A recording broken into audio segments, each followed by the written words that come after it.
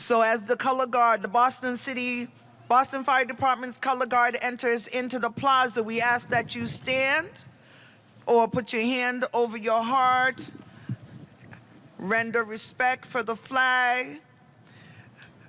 Behind the Boston Fire Department color guard is our Grand Marshal for the day, Senator Lydia Edwards. She's a first lieutenant. And with her is Commissioner Robert Santiago, United States Navy retired. Our delegation of elected officials, Commissioner Santiago is representing Mayor Michelle Wu. We also have Jose Masso, who is Health and Human Services. On the stage already with me is President of the Boston City Council, Ruzi Lejeune. Now entering in front of us is the West Point's field music group, the Hellcats. The Hellcats are comprised of bugles, piccolos, drums, and they serve as the showpiece of the United States Army and the United States Military Academy. Behind them is the past national commander, the commander of the American Legion, past National Commander Jay Cormier, Commander Nelson, and all of the department leadership behind them, and City Councilor Flynn, who is also American Legion. Behind them is the William E. Carter Post, the oldest African-American Legion post chartered here in Massachusetts. Then we have Chinatown Post 328. American Legion Chinatown Post serves the Chinatown community. Behind them is the Jamaica Plain Post 76 Color Guard. That's the last active American Legion Color Guard in the city of Boston, Post 76.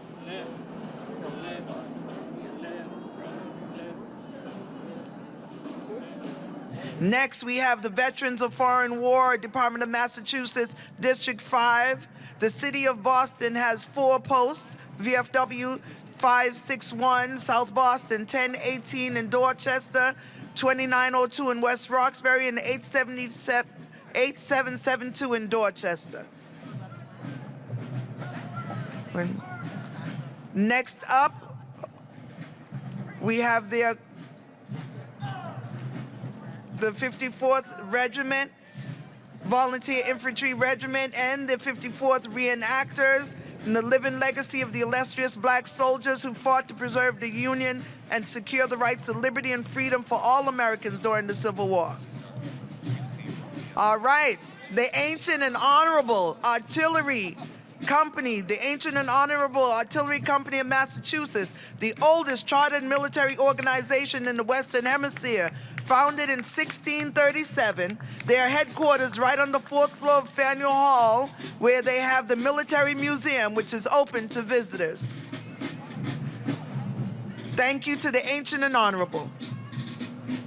All right, all Navy personnel in the house, you know who we are. The USS Constitution, also known as Old Ironside, is led by the commanding officer, Crystal Schaefer.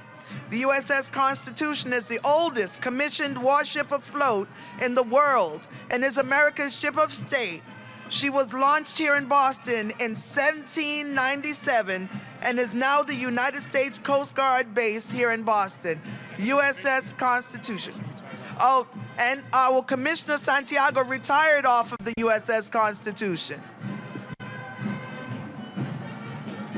Yes. I love that uniform. Not that I'm a little partial to the Navy. All righty. Coming up next, the Christian Brothers Academy Marching Band. The CBA Regimental Marching Band is an all-boys JROTC High School from Albany, New York. The group performs traditionally patriotic marches, and this is their first parade in Boston.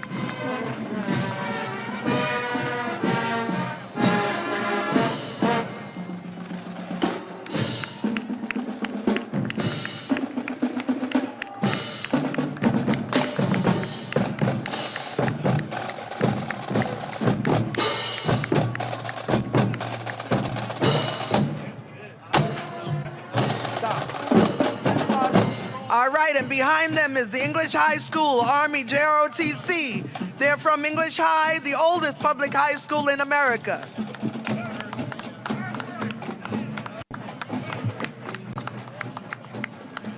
East Boston.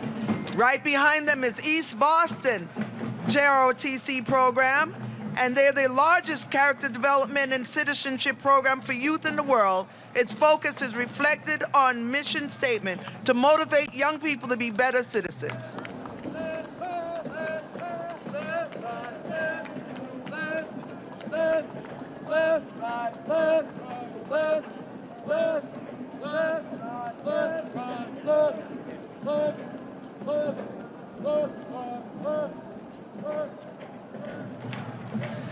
Coming up next, UBS Veterans Employee Network. Our Veterans Network is a community of veterans and colleagues with a shared interest in working together to leverage the skills and leadership qualities of our veterans for the benefit of our clients. Participants can benefit from networking sessions. Behind them is the Republic of China Veterans Association in Boston. The Republic of China was one of the allied nations alongside the U.S. during World War II.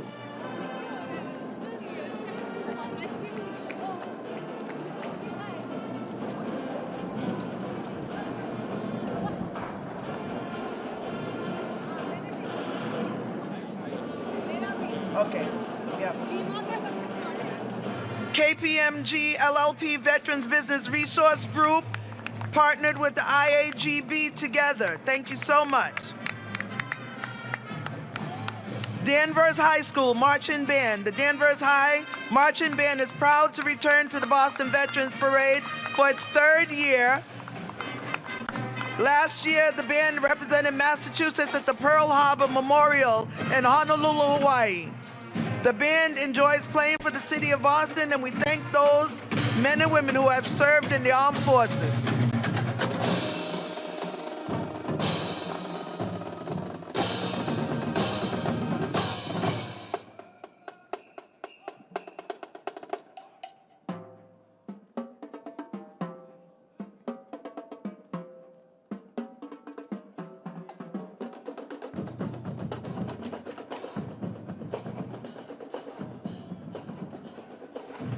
The United States Coast Guard, Boston, Sector 1, making sure our waterways stay safe, helping to maintain maritime sustainability so that future generations can have scallops and lobsters on their dinner plates, right? They work tirelessly to keep our marinas safe and make sure each and every person on the water can come home to their families, the United States Coast Guard. Coming up next is the Gold Star family. William Francis Dalton, United States Army. Francis Dalton was born in Boston, resident of Dorchester. He enlisted the United States Army in 1943, began active duty and served in World War II as a sergeant in the 66th Infantry Division and the 262nd Infantry Regiment. It's a beautiful day. Today is a little chilly, but you know what? The sun is out, and we have to take advantage of these days before it gets to the teens and even below that. So today, what a great day for a parade. What a great day to be here in the city of Boston and be a veteran. Earlier today, I was at Castle Island where the DAV Department of Massachusetts was having their annual 5K run walk. It was great to see many people there that were there, and they weren't just all veterans. There were also a lot of people there supporting veterans as well. And then to come out here to downtown Boston and see so many other great people supporting our veterans, it really makes me proud to be a Bostonian and to be an American today. With that said, it's been a wonderful start to Veterans Week as we honor and celebrate veterans here in the city of Boston. Our Grand Marshal today, Senator Lydia Edwards. We also have counselors up here. Commander Comer, former National Commander of the American Legion, is here, Department of Massachusetts. In particular, I also want to thank District 7 for helping us and being a big part in ensuring that our parade this year is a success. Today, we gather here in Boston, a city that holds a special place in the story of our nation's freedom, to honor the men and women who have served with courage, honor, and unwavering loyalty. In this historic city, where the seeds of liberty were first planted almost 250 years ago, we are reminded of the sacrifices made to preserve and to protect the values we hold dear today. Boston is a place that knows the cost of freedom. It is a city that has witnessed the bravery of those who took a stand, from the revolution to the battlefields of Iraq and Afghanistan. This year's theme, A Legacy of Loyalty, reminds us that your service extends beyond battles or deployments. It is a loyalty to your country, to your community, and your fellow service members. It is a loyalty that continues even after you take off the uniform. You are not only veterans of our military, you are veterans of life, with a commitment to serve that has strengthened our neighborhoods, enriched our families, and also inspired our youth. In Boston, we see the impact of this legacy in countless ways. We see it in veterans, in many different businesses, and in our communities, that they all embody the values of discipline, resilience, and kindness. You, all veterans, show us every day the service doesn't end when you return home. Rather, it transforms and grows, creating ripples of impact across our city, across our state, across our nation, and across this world. As a community here in Boston, we pledge to uphold our own loyalty to you. Today is a very special day, as our biggest advocate and Mayor Michelle Wu, will shortly be signing an order. But our commitment doesn't stop there. The Mayor will also have a special announcement, which I will leave to her honor. These are just two examples of our commitment to supporting you and honoring you, and to ensuring that your sacrifices are never forgotten and always respected. We are deeply grateful for you all, what you have done and what you all continue to do. And we stand with you in respect and gratitude today and always. Here in the city of Boston, every day is Veterans Day. So thank you all, to all my fellow veterans, to all the families of my fellow veterans, and thank you for your continued service to our city, to our state, and to our country. May we all carry forward this legacy of loyalty and service, honoring your courage and commitment for generations to come. Thank you. Now, at this time, I would like to call up, representing the American Legion, District 7 Commander and a shipmate, who also is a recipient of the Deborah Sampson Award this year, Commander Meredith Tewitt. Ooh, good afternoon. Isn't this beautiful? Look at the sea of faces out there. My name is Meredith Tewitt. I am the commander of the William E. Carter American Legion Post 16 out of Mattapan, right? Yeah. Thank you, thank you. I'm Senior Vice Commander for District 7, Suffolk County, and I want to bring forward to stand with me our commander for the Department of Massachusetts, Nelson. Commander Nelson, come on over. So this is Nelson Blake, and our past National Commander, Jay Comier. He's also standing here. We want to say from the American Legion family to all of our veteran organizations and to all of our veteran families, military attached, and everyone, thank you so much for your service. Thank you for your continued service, and thank you for those of you out there supporting us. Anything you want to say, Commander? You covered it. I covered it all. All right, thank you so much. And bringing back to the podium, where's Commissioner Santiago. Thank you, Commander. And now I would like to introduce, and it's my honor to introduce our Grand Marshal for this year's parade, First Lieutenant Lydia Edwards. But she's not just a first lieutenant, she's also a state senator. So Senator Lydia Edwards is a career advocate, activist, and voice on behalf of society's most vulnerable. She was raised all over the world by her military mom, but chose to make East Boston her home. Prior to being elected to the state Senate and Boston City Council, Lydia worked extensively in the legal field. She worked as a public interest attorney with Greater Boston Legal Services, focusing on labor issues such as fighting for access to unemployment insurance, back wages, fair treatment for domestic workers, and combating human trafficking. Senator Edwards coordinated a statewide campaign to pass the Domestic Workers' Bill of Rights. and she won. Yes. Following the bill's passage, she was named Bostonian of the Year, honorable mention, by the Boston Globe. In February of 2023, Senator Edwards was named chair of the Joint Housing Committee in the Massachusetts State Legislature. In addition to her role as a state senator, she also serves as first lieutenant in the Massachusetts National Guard, working as a judge advocate general, where she addresses military legal matters. Ladies and gentlemen, Lydia Edwards.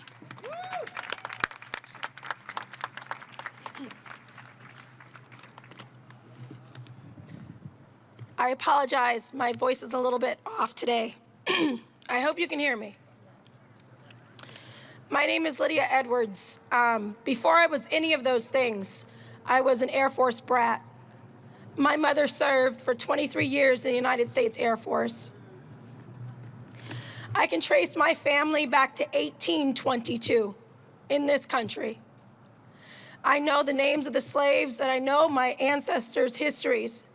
And I've seen the draft cards from my great-great-grandfather who served in World War II, and my grandfather who served, or excuse me, great-great-grandfather who served in World War I, and my grandfather who served in World War II. My great-uncle served and died in Korea on Heartbreak Hill on October 9, 1951. My uncle, Tyrone, who I did not meet, he served in Vietnam, and while he left the war did not leave him, and he came back to Chicago and took his life. My mother served. She joined in 71 during Vietnam and left during Iraq I. And I'm serving now.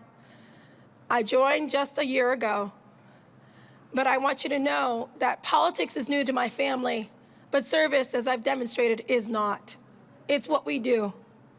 It's what I've learned is part of being an American, part of being a patriot, is service to country. And what I love about patriotism, what I am passionate about patriotism, is that it serves no political party. It serves, and it's not owned by any particular group of people, background, or financial investment. It is in each and every one of us, and is one of the most beautiful things that we can all do. A lot of people ask themselves, or think oftentimes, that patriotism is in the flags that you carry. It's in the blind faith in the nation. It's in a lot of different things that are more performative. To me, that's not patriotism. Patriotism is a lot like my faith. When they ask, do you know, they will know you're Christian by your love. Then I say the same thing about patriotism. They will know you're a patriot by your service, by your commitment to others. True patriots are not offended by criticism or calls to be a better nation. True patriots are not concerned with propaganda or political parties. True patriots get to serve unapologetically. When I think of patriotism, I think of my great-uncle, Uncle Selman. He was 21 years old, and he was picked along with Bob Finley and Walter Schultz to lead the charge up Heartbreak Hill. Military brass said it would be a 7-day campaign to take the North Korean ridge. It was 30 days and mass casualties. They led that hill, they went up the hill together, the three of them, and they're just barely men, young men. Bob Finley took fire first. Walter Schultz second. He managed to crawl down. Bob Finley had to be carried down by my uncle. He begged to be let go. He screamed out in pain. He said, just let me die. My uncle wouldn't let that happen. He carried him down with another man. He went back up and carried down another man. At 21 years old, he said, there's still men up there, and he went back up and never came back down. I only know about that because my grandmother passed away in 2008, and I was going through her things and I saw a bunch of letters from a man named Walter Schultz. I had no idea who this man was or why my grandmother was getting letters from him. I looked him up in the phone book. We still had those back then. And I called every single Schultz I could find in Brownsville, Michigan, which is where he was from, the address had. He answered the phone, and I introduced myself. I said, "Hello, Mr. Schultz. My name is Lydia Edwards. I'm the great niece of Selma Mangrum." He said, "You are?" I said, "Yes, sir." And I said, "I want you to know Maudel has passed away." That was my grandmother's name. And he said, I figured she hadn't responded in a while. I said, "Your letters are interesting. I want to know why you wrote my family all these years." And he proceeded to tell me the story about Selma. I know my history because of a young son of immigrants, German immigrants from Brownsville, Michigan, told me my family's history, that war story. But what is most important to me is he said, you know, he was a hero. He died a hero's death. But he didn't save me. He said, "Bob Finley, do you want his number?"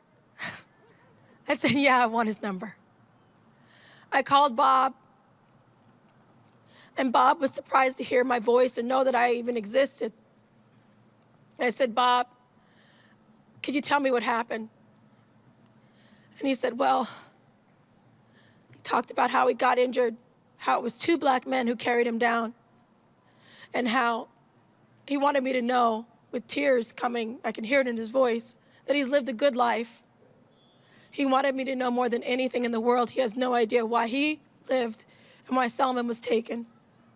He wanted me to know he was a man of faith. He got his education. He was a coach. He was a teacher. He's been living 2 lives, he said, to compensate for the fact that Selman couldn't live. He cried and he said, "I want you to know I'm a good man. I have done everything I can. I am a good man."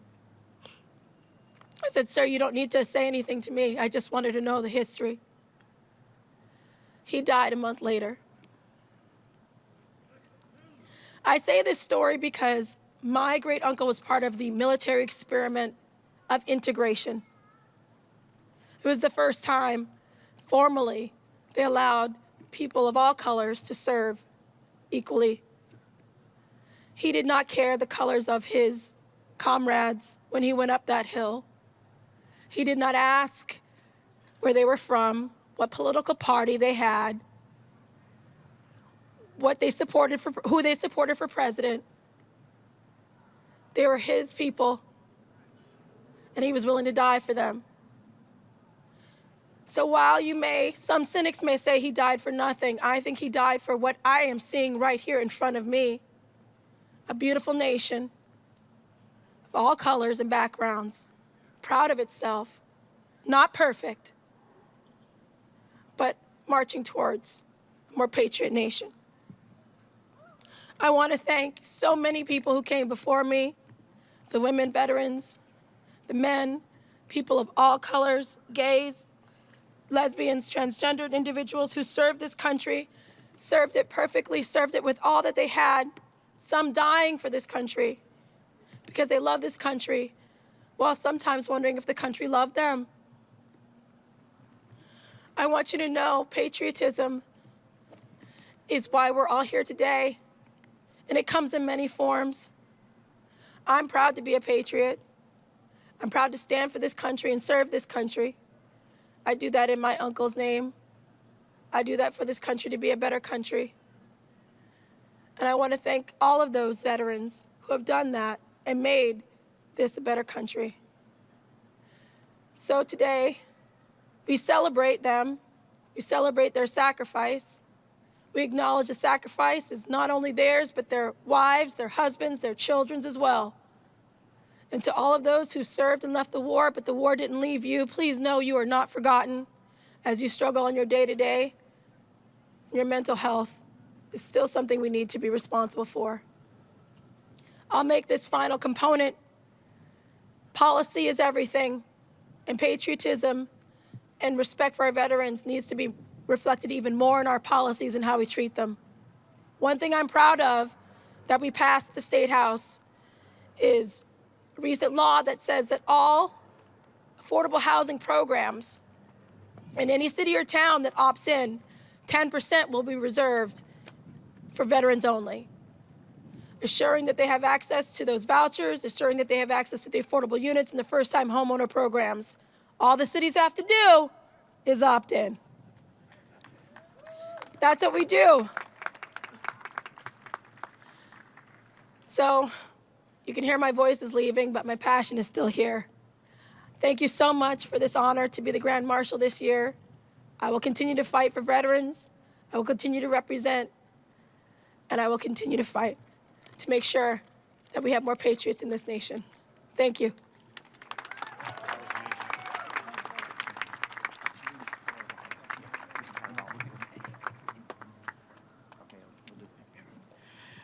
Thank you, Senator Edwards. Very profound words. Thank you very much for also sharing that story with you. And yes, the City of Boston works with her and the state legislature on policies to ensure that our veterans and our neighbors here in the City of Boston are taken care of.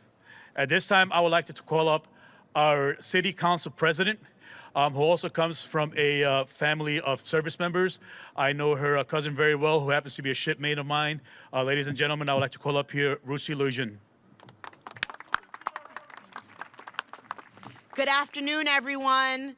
I am Ruthie Louisiane, President of the Boston City Council, and it is a joy to be with all of you today for Veterans Day as we honor all of you who have served our country. We thank you. There's actually nothing we can do that will be enough to show you how much we value what it means for you to sacrifice, for your families to sacrifice so much for this country. So we thank you, we honor you. I thank you, Senator Edwards, for your service. I thank you, Mayor Wu, for your leadership here in the city to make sure that we are always front and center, caring about the issues that matter most to our veterans. I was very proud to work on this legislation, to co-sponsor it with the Vice President of the Council, Councilor Brian Worrell. So I want to credit to him the work that we're doing around the property tax exemption for our veterans. It's because we care about our veterans and your service here to our city. We on the Boston City Council, we have a councilor who himself is a veteran, Councilor Ed Flynn, who is also the chair of our Veterans Committee on the Boston City Council. We thank you for your service. It's also a joy for me to be here with my colleague, Councilor at Large Julia Mejia. We have two councilors on the Boston City Council who are military moms, Councilor Fernandes Anderson and Councilor Murphy. A number of my colleagues, like Councilor Durkin and so many others, have family members who are veterans. So this is personal for a lot of us. We know that sometimes you show up for our country, but the country doesn't always show up for you. And so we are doing that work to correct that harm every day on the Boston City Council in partnership with our legislature. So I hope that you feel respected, loved, and honored by your city every single day. And we'll work to make sure that our legislation reflects how much we value you. So thank you and happy Veterans Day. And I'm going to pass it back to the best commissioner we've ever seen in the city of Boston, Commissioner Santiago. Thank you, Councilor. I'll give you those $20 later.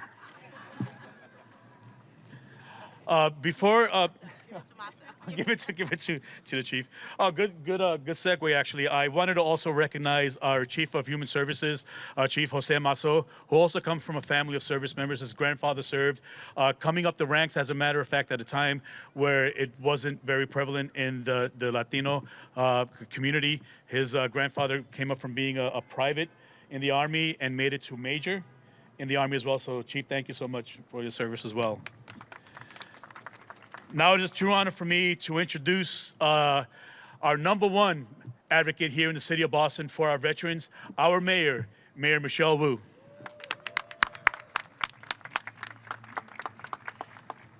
Good morning, everyone.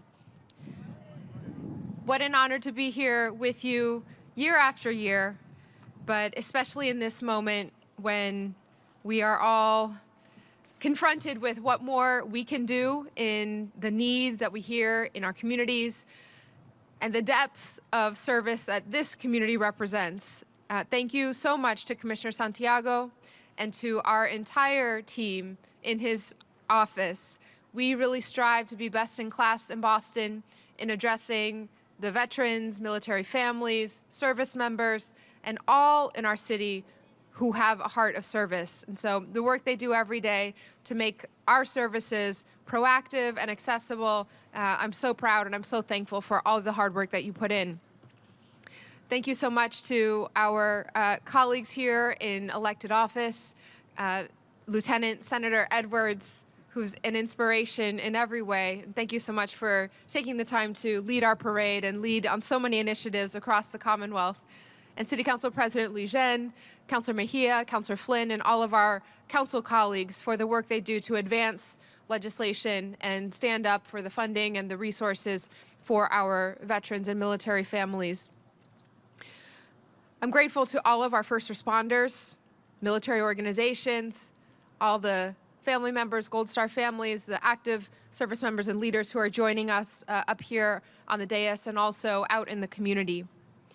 You serve our community in many ways, and that service extends an entire lifetime, and we want to recognize and thank you for that. Our goal in Boston is to make our city a home for everyone, and it is the active work of our veterans and service members and leaders who make that possible in every part of our city. So to Commander Tuitt and all those at the American Legion and all of our various posts and organizations, we thank you for all the work that goes unnoticed day in and day out outside of the major commemorations as well. You understand that service means giving up precious time with those that you love.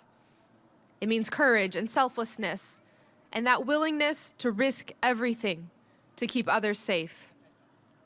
Since the founding of this nation, community members from Boston have answered that call. Our residents, our very own, have always stepped up to defend not just our city, but our nation, not just our homes, but our people, and the values and ideals that we continue to strive for. One of those values is that we care for our own, especially those who have given so much to care for all of us. And while we're proud of the many ways in which Boston has always been a city that finds every way to celebrate and support our veterans, we know we can always do more. And that's why we're continuing to expand the resources in place so that Boston can be the best possible home for our veterans.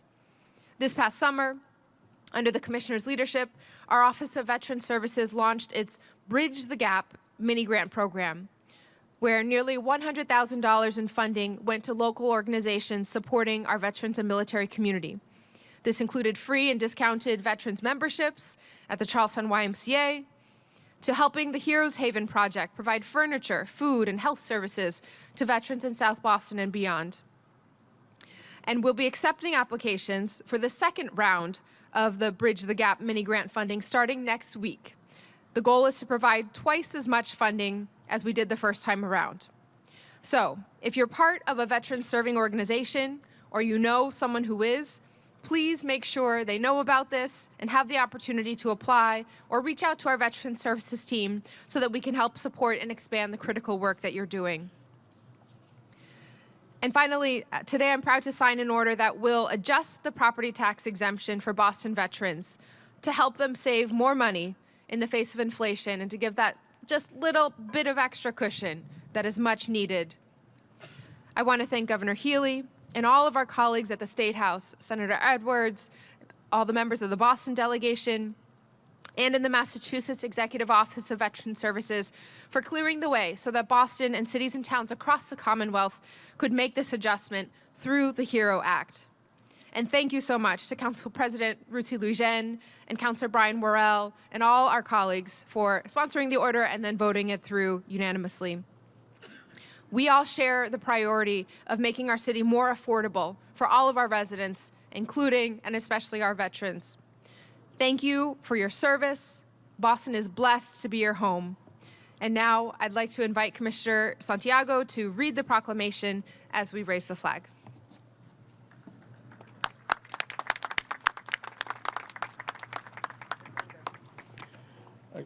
No, it's in here. It's in here. I have it here. Maybe you want to start the. Oh, we're so close. Where's the crank? This one over here. Over here. Oh, yeah, that one over there, yeah.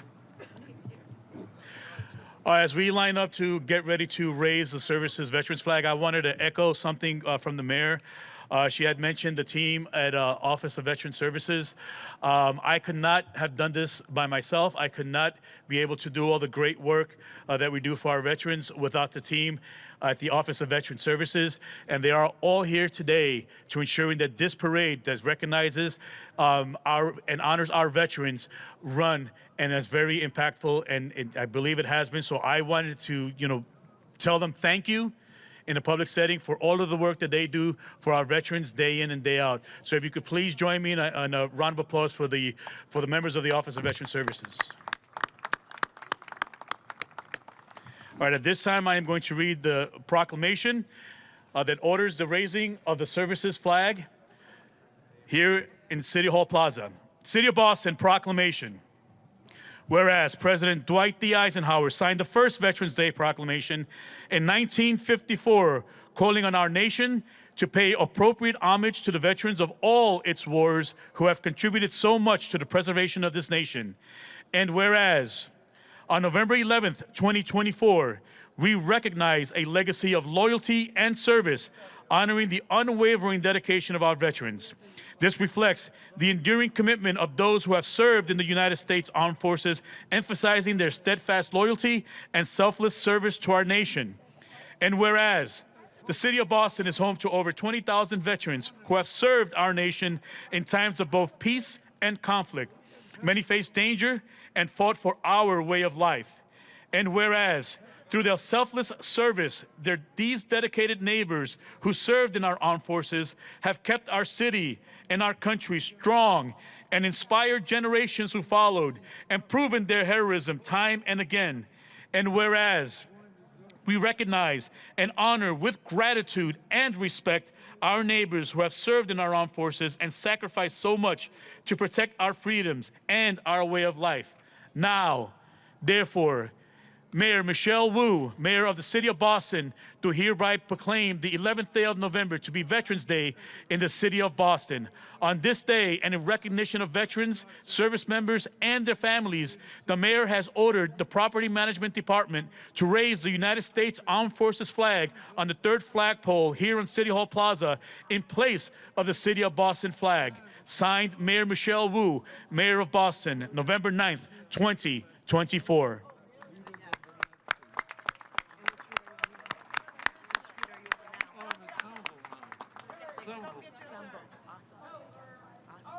Thank you for your service.